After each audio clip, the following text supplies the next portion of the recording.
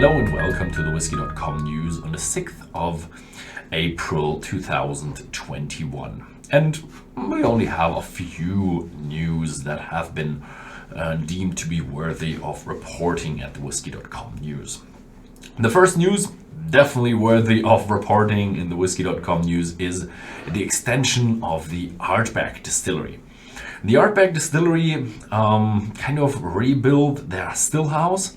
They have now a new beautiful still house with a glass front, and now they have 4 stills in their still house, 2 wash stills, 2 spirit stills, and they have been built exactly to the millimeter like the old ones, or to the 16th of an inch. And yeah, the 2 wash stills and the 2 spirit still now produce an output of 2.4 million liters of volume each year, which is not double but nearly double of what they produced before. That was 1.4 million liters. So from 1.4 to 2.4 they extended their production capacity. There is a beautiful video on the Ardbeg YouTube channel, and it is a time lapse of how everything was built. Yeah, with a new distillery master, they are really proud that they can now work into a new era. It will not have immediate effects if they produce more spirit right now, but in 5 to 7 years time we will see the first bottlings of Ardbeg becoming cheaper or not rising in price so steeply, and the later bottlings of the 10-year-old or even older, they will continue as the year progress. So it's a nice news to have right now, but we will reap the fruits of that in a decade. Then we have news from GlenAllachie. They're bringing out a new blend. Not quite a new blend, but they're bringing back an old blend. The old blend is called the White Heather blend. I've actually never heard that before. I think that is a brand that was more in the British or American market, in the Anglo-Saxon market. Have you ever heard him? Down in the comments. The White Heather, the first one they bring out, is a 20-year-old.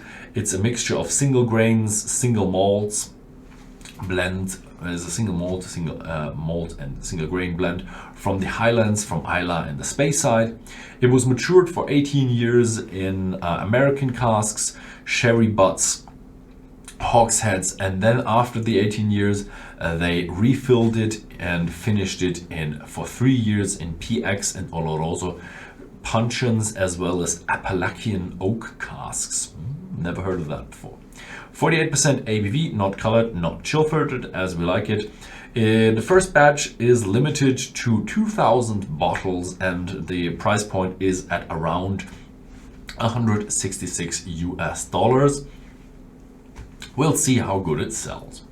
Then we have news from Jura. Jura is bringing out a whiskey with a rum finish. It's this 3rd bottling of the Jura Cask Edition series, and it was matured in ex-bourbon casks and American white oak casks, and it was finished in, Caribbean rum casks with 40% ABV.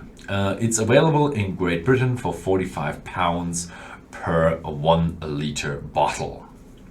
Then we have the biography of Jim McEwan coming out.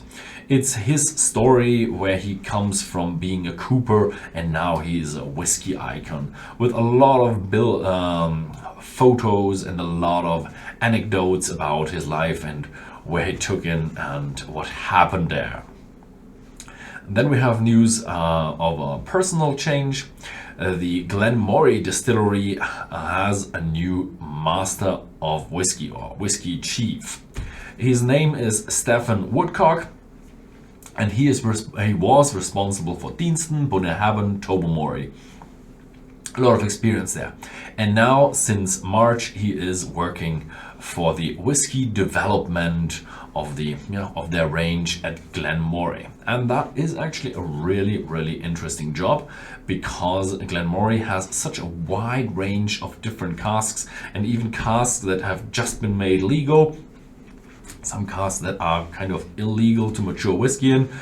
maybe they'll sell it under different names. Then you can, I think, spirit product you have to call it then, if you mature it in casks that have not been freed by the Scotch Malt Whisky Association.